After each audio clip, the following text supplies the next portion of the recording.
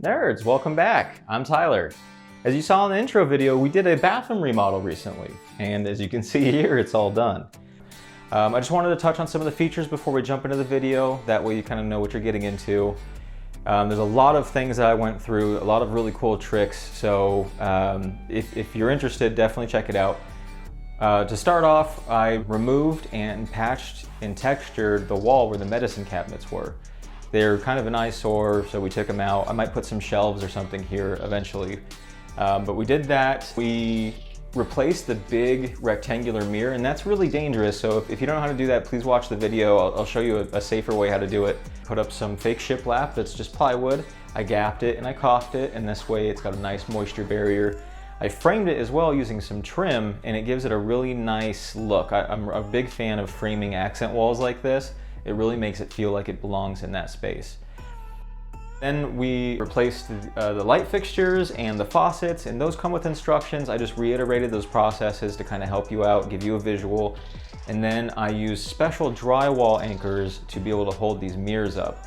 Those came out really awesome. They hold up to 100 pounds, so it's a no-brainer. They worked really well. These mirrors, again, they're really nice. I'll try and link all this stuff in there, including the decorations that we have. I'll see if I could find the links for those. But I'll keep this as short as possible. Let's go ahead and dive into the video. Okay, so in order to get the large mirror out, I'm going to have to remove these medicine cabinets. So I'm going to take out all 4 of these screws, 1 in each corner, and then I'm going to go around the outsides with a box cutter. And the box cutter is going to take away or break up a lot of the paint as well as any caulk that might be holding it in place. After I do it on this side, I'm going to do it to the right side of the bathroom, and they should just slide out. And inside here, you'll notice there's a bunch of trash, thanks to the builders. Thanks, guys. Same idea with the mirror. I went around to free up any paint. I had to remove this little towel holder on the side as well. It's just a little screw on the bottom, and then free up the paint or caulk, and then it should slide. Mine slid up and it came off. I was hoping that the big mirror was only held on by these little tabs in the bracket at the bottom, but it turns out that it was held on by adhesive as well. I'm going to be using some shims to get it out. I just used some of the paint stir sticks, and I whittled down on one side. And the technique here is just to wedge it in and then slowly, at each end, slowly push those wedges down. Eventually, you can hear the adhesive kind of crack, and you'll be able to put your fingers in there and pull it. Don't be too hasty with this. You want to be gentle. This is really dangerous. If this mirror were to fall or break, it could slice you pretty bad. So just be really careful when you do this. Definitely want to have a second hand there. Remove the bracket and then any chunks left on the wall so the boards will sit flat. Measure the opening for your medicine cabinets.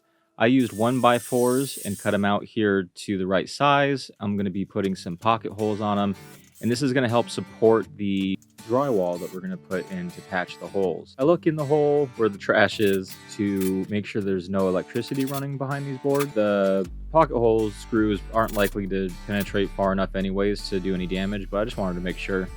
I took my patch that I bought and I made a line, and then I cut through it with the box cutter, flipped it over, broke it in half, and this is typically how you would be cutting your drywall. Fit it in place, it fits really nice, and then I just simply add some screws to hold it in place. Next, you're going to be using your joint compound. I'll list what I used in the description. As you can see, it comes out really thick and solid. Add a little water to it and mix it up. You want the consistency to be, I would say, a little bit thicker than like regular sour cream, maybe more like a French onion dip or something. I know it's kind of funny to relate it that way, but be generous with this. Apply it pretty thick. If you're using that paper tape, make sure that you wet it first. Add a generous amount of joint compound when you lay it down, and then on top of the tape. I did this twice, once to worry about the tape only. The second one is to fill in any of the low spots. Each swipe that you make with a putty knife, I believe this is a 10-inch putty knife, each swipe you make kind of smooths it out and evens everything in between the high spots. In between each one of those applications, make sure and use a sanding block to even everything out. I highly recommend wearing a particle mask for this as well. You don't want to breathe in any of that dust. So with the same consistency, I used a glove, and this is where I'm going to be applying the texture. I just dip my fingers in the mud and apply it to the wall. I did quite a bit actually, and I flung a couple of these just to kind of mix it up a little bit. You don't want the pattern to be too obvious. Also take note how I overlapped into the pre-existing texture. Now I use light to medium pressure to knock this down, and that's why it's called a knockdown kind of texture. And I just keep going through, I overlap the previous pass, and I go back through with my hand and my finger, and I smooth out all of those overlapping lines. Once this dries, you're going to want to sand it a little bit, and then use a wet paper towel to soften the edges. Here's what it looks like up close after I made those passes. Lunch break, I had some carne asada fries, and I used this Arizona Gunslinger hot sauce on it. If you guys haven't tried it, it's really good. Regular shiplap can be kind of expensive, so instead of using that, I went and had my local hardware store cut me 5 3/4 inch planks out of 1/4 inch plywood. This is hardwood plywood. Now the edges can be really porous, so I used some of this spackle to fill those in before painting. This works like a dream. If you guys are ever going to be painting plywood for any reason, you can use this or Bondo or wood filler, and it'll give you a nice clean edge. After I put this on there, I spread it all out, clamped it down, and let it dry for about half an hour or so. And then I came back through and I used my drywall sanding block and got all the edges and swept off any of the junk that was left over. Set the power at the breaker, that way you won't get electrocuted when you're playing with the lights as you disassemble them. Go ahead and cut around the lights, make sure you free up any of the paint that might be holding it on and any existing screws that hold that. I undid the wire nuts and pulled it came right off. I capped them right afterwards. Now I'm going through and marking all of my stud locations. Now, afterwards I noticed that there's some awkward spacing here that's not typical, and I wanted to make sure that they're studs, so I used this string of magnets here to look for some of the screws that would be in the drywall, holding the drywall to the studs. And you can see here it worked like a charm, so I just continued up and down the wall and marked all those spots out. I want to make sure I'm not drilling into any pipes or wires behind this, so it was really important to check to make sure. Turn the power back on, make sure that your lights are capped. You can turn that switch on as well and go through and mark any spots where there's electricity. That way when you're mounting these boards, you're not going to be nailing into a hot wire. Inspect your boards first, make sure that they fit before you apply liquid nails. This is a very important step. The liquid nails holds the board to the wall. That way you can nail it in and you don't need an additional person to do that. So as you see here, I push it on, liquid nails holds it, and then making sure that I'm not nailing into any electricity, parts that I noted have electricity, and then just continuing that process. You can use really whatever you want for spacers. I chose 2 nickels. It's pretty easy. 2 nickels for each side actually. So 2 on this side and then 2 on the other. Liquid nails holds it in place, and then I go through with my nailer and just nail it in. Keep a wet paper towel and a Q-tip around, that way you can clean up any of the construction adhesive in between the boards. As you're gapping these out, make sure that the center of the boards is even with the edges. You can put as many spacers as you need to ensure that the gap is straight. What I ended up doing is putting my spacers on the sides and holding this in the right spot, nailing it in, and then adjusting the edges as well. For the light outlet boxes, I held the board up there, I marked center, and I found a little, I don't know what this is, makeup or something, I don't know. And I just checked to see if it was around the right size, and it was. I took it out to the garage. I used these lead pencils. I bought these recently, way better than just like the regular, what you would use like a construction pencil. I really like the way they work out. So I found that middle mark and I drew a circle and I used a jigsaw. I had just bought this jigsaw because my old one crapped out on me, and really happy with this, although I'm actually garbage with the jigsaw, so don't judge.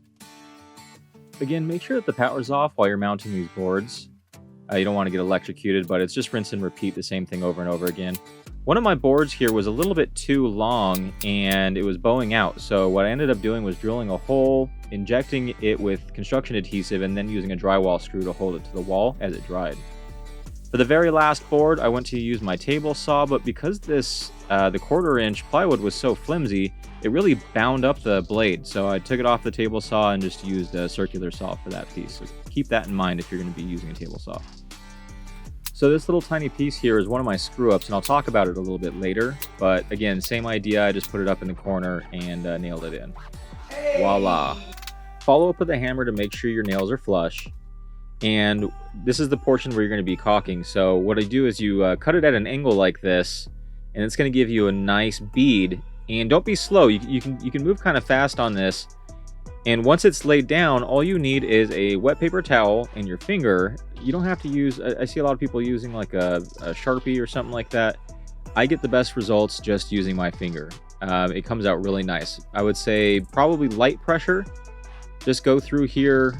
You don't have to push really hard. If you push really hard, it's going to squeeze a lot out, and you're going to get just a little tiny bead left over. I don't mind this one being a little bit thick, so nice and easy pressure on this. You can see it came out really nice.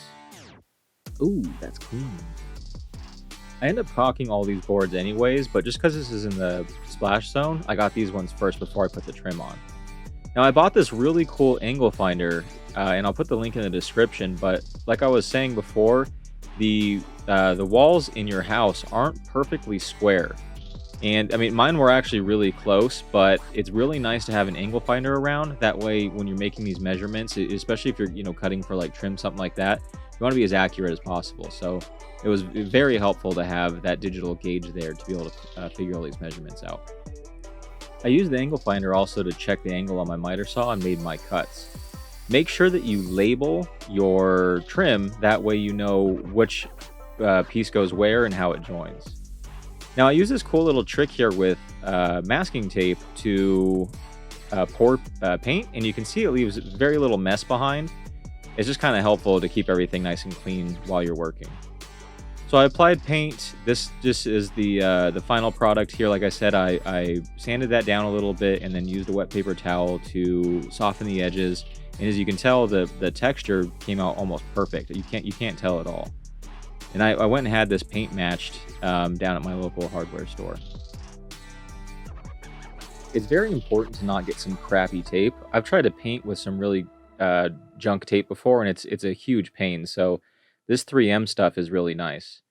So I taped off the bottom to make sure I didn't make any messes and shook the paint up. And I'm applying a really thick coat along the edges to kind of help seal the wood in. That way, if any moisture finds its way in, it won't hit the wood and cause any cupping or warping. I applied a real generous coat on the edges and in between the gaps. Make sure to feather the paint in between the gaps out so you can see it's not just white on the gaps. I kind of smoothed it out along the board. That way, when I go and paint later, it's not going to be kind of chunky where those gaps are. So I did this everywhere I could. And a little trick here, if you get raw on your finger, just throw some tape around that knuckle and it'll kind of keep you safe. So there's some gaps here due to the texture on the back of the wall, and I filled it with spackle. I thought after I laid a really heavy coat of paint down, after spackling all those gaps, I wouldn't really be able to see the texture on the wall behind the boards. So this is me painting in hopes that was going to work. It really didn't. So if I were you, I would probably add the caulk before painting just to save you a step. It's just a little easier that way. Then when you paint, everything will get covered, so you can see the texture right through that board. Here's a board though that I applied caulk afterwards, and it looks fantastic. So again, I really recommend doing that. What I ended up using was just I put a thick bead of caulk down, and be generous with this because you want it to be absorbed into any of those textures, or else you're going to get air bubbles. So I put that in there, and then I used one of these little edges from cutting the trim from earlier. I rounded off this edge right here, and what I would do is after laying down that bead of caulk, I would just drag it along that seam, and in between making sure to clean it off with a wet paper towel. And then afterwards, taking that wet paper towel and wiping any excess caulk off of the boards, because that'll show through with the texture when you paint. If there's any spots where you drag that little tool along and it ended up looking a little weird, you can always use a paper towel afterwards to smooth it out. What I'm showing you here is some air bubbles the next day because I didn't put enough in there, and those gaps sucked some of that caulk up. And so I went back through really quick, put a little bead, and then ran that tool back through, and it looked really nice. Remove the tape. I'm about to install the trim, but first I turn the power on and then use the stud finder to mark these spots where electricity is on that trim, so I knew not to nail there.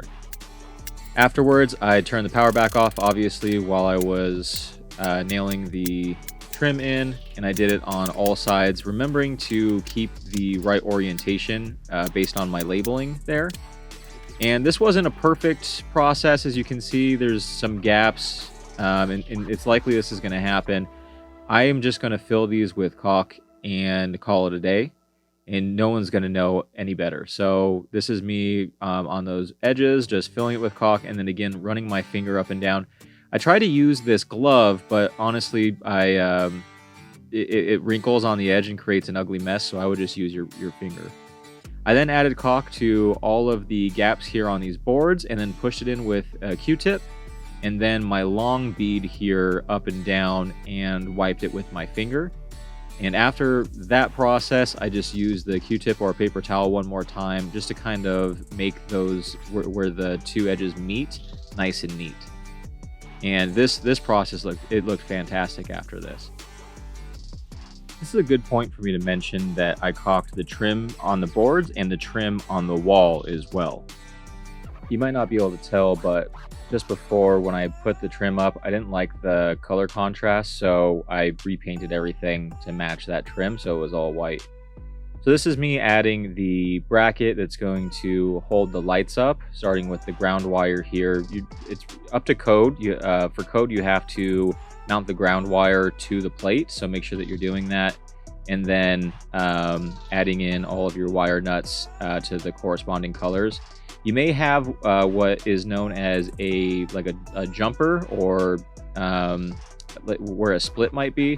So what'll happen is the power will run to this outlet box, and they'll jump it from this outlet box to the next one. So you might have two power cables here. Make sure that you're combining them all together, more than likely just as was before. I recommend taking a picture before you disassemble all those wires.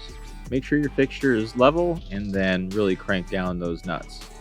So I turned the power back on. I wanted to test the lights. Oh, and it felt so good for these to be on finally.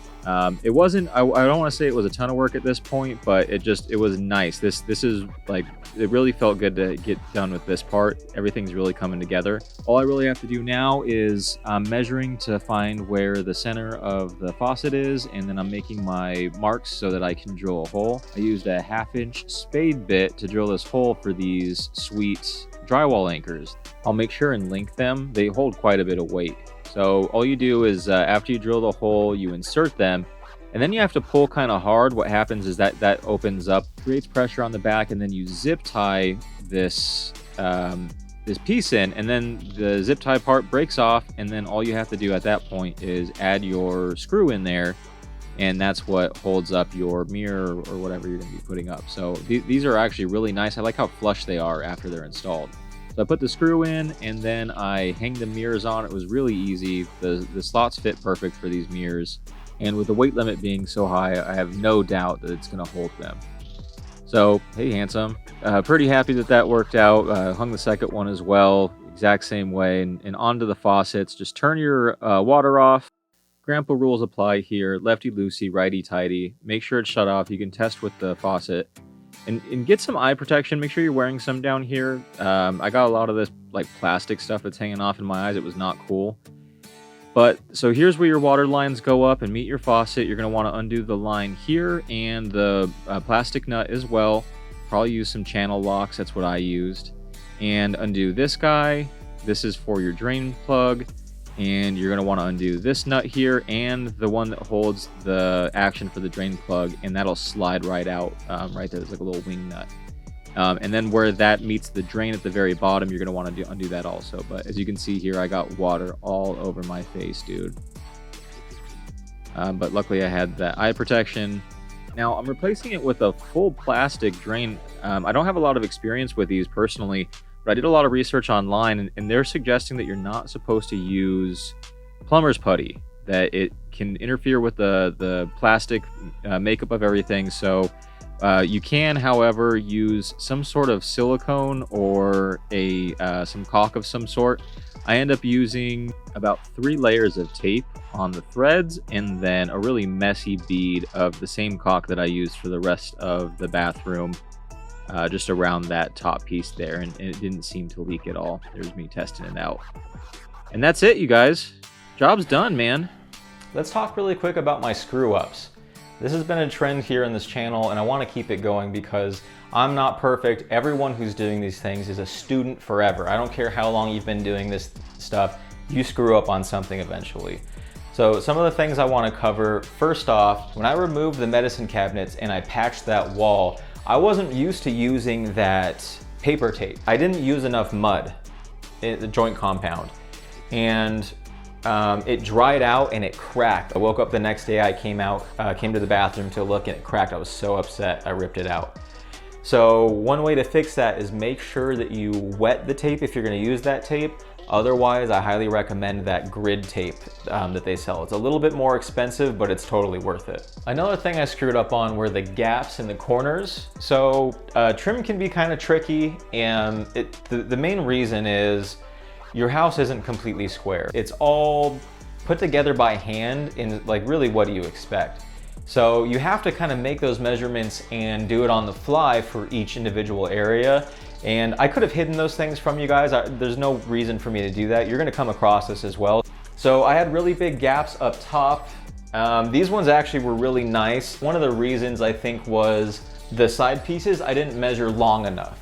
So I pushed that top piece as high as I could to the ceiling, and it left little gaps on the corners. And I just filled those with caulk. And again, it's a little bit of a hack way to do things. I honestly, I could have done it better if I would have thought twice and did it right the first time. One of the other things that I screwed up is at the very, very top, the last board that I have is only like this big. And so with the trim, the smallest piece sticks out underneath it.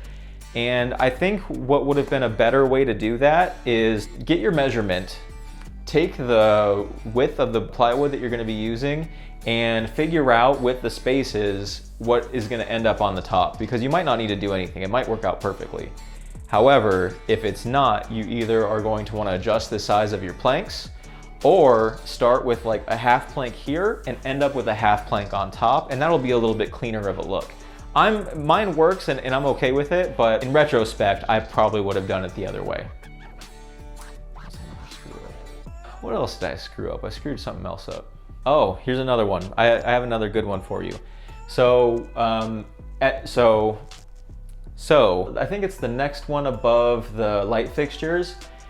My board was bowing out, and the reason is it was a little bit too long, but I had already put some of that construction adhesive on it, and I didn't want to go try and cut it with that construction adhesive. So anyways, I put it up there and I just smashed it in on the sides, and I couldn't tell right away when I started fixing it. And so because there was electricity running right here, I didn't nail it where it was bowing out, and that's where the problem was. What I did was I drilled a hole, and it's hard to see on the video, and I actually probably won't even include it because the video was so bad. I injected some construction adhesive into that hole, pushed it up against the wall, and then hit it with a drywall screw to hold it in place overnight. That will fix it. However, what I would suggest is going up every single time and fitting your board before you put a construction adhesive on it.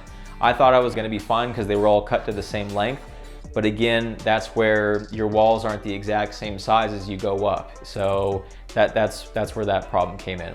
All right, so now on to the VIP tool section of the build. If you guys aren't familiar, this is where I talk about some of the tools that really pulled their weight. And honestly, for this one, there's quite a few of them, so I'll try and go over them pretty quick. The first one, and unfortunately I used it all, is liquid nails. If you guys haven't used liquid nails construction adhesive, it is awesome. And the way that I used it in this build was in those sections where there was electricity, I couldn't drive a nail in there. I had to make sure that I had something though that would hold the boards flush up against the wall. So the liquid nails did two things. One, as I was putting it up, it held the board in place so I didn't have to have people holding it on each side. You can just stick it to the wall. So that one was a huge help. The second one is this Caulk. This is kitchen, bath, and plumbing, paintable and 100% waterproof. So I used this basically everywhere, and I use this guy to help me out in between these gaps. Keep in mind, a tool doesn't have to be something you buy. You can make a tool that will help make the process a lot easier on you. So these two together, spot number 2. Number 3, you guessed it, is my brad nailer. By the way, I'm not sponsored by any of these groups here. But this is a huge time saver for me, and it makes my life a lot easier. You can definitely complete this job with brad nails and a hammer, don't get me wrong, but one of the things that I think about when I'm completing a build is the product or the tool that I'm buying gonna save me money or time? Is it gonna be worth it? So if you're building something and you're gonna sell it and you can make your money back on something like this, just think about it, because it's worth it. It saves you all that frustration. The next item is this guy. I don't even think they make this model anymore. If I hadn't used this on a lot of projects, I probably would have been, I turned the power off, but I would have ruined some wiring by now. The next tool that I really liked to use was this angle finder. You don't have to buy one that's electronic like this, it just makes it a lot easier. This one even locks in the position that you're looking for, and then that way you can take this back and mess with those measurements. If you're working in a house, because like I said before, not every angle is perfectly square, it's really nice to have something to take those measurements with. And the short time that I've used this one, I really like it. I think it was only like 20 bucks or something, so this was another really good choice. Another combination that I used here that saved me a lot of time and was also really cheap was this Fast and Final like spackle. If you're using plywood especially, you can use this spackle stuff and it dries really fast. I use this, honestly, I don't even know if I could find, I might be able to find this and link it, but I just use this really quick and it creates a seal, and that way when you go to paint, is a lot easier on you. I only have 2 more, and I know this is a few, so sorry, but there's a lot of things that happen here with this build, so it's not as cut and dry as just throw some wood on the wall. These toggle anchors were fantastic. I've never used these before, honestly, but they were a lot easier than I thought, and I'm really happy that I went with them. 106-pound capacity for holding in drywall. This is just a little bonus, and this is definitely not a necessity, you guys, but I recently picked up this JBL speaker. While I was doing a lot of like the painting and the caulking and stuff, it's tedious and it takes a while, and it's quiet and boring, and it was really nice to have some tunes just to jam out on. The audio quality that comes out of this thing is fantastic. It's also waterproof. I've seen people floating these in their pools, so this is an awesome speaker if you're looking for something for the job site, or a pool party, or like grilling in the shop. If you're looking for something, I highly recommend this one. If you're still watching, I just want to take a second and thank you. Everyone who's liked, subscribed, shared, it really means the world to me. It really helps the channel out. If you know anyone who's trying to do a remodel, kind of like what we did here, or just looking to install some shiplap and looking for ideas on how to complete that, if you share, it would really help. So thank you for that. And I'll see you guys in the next build.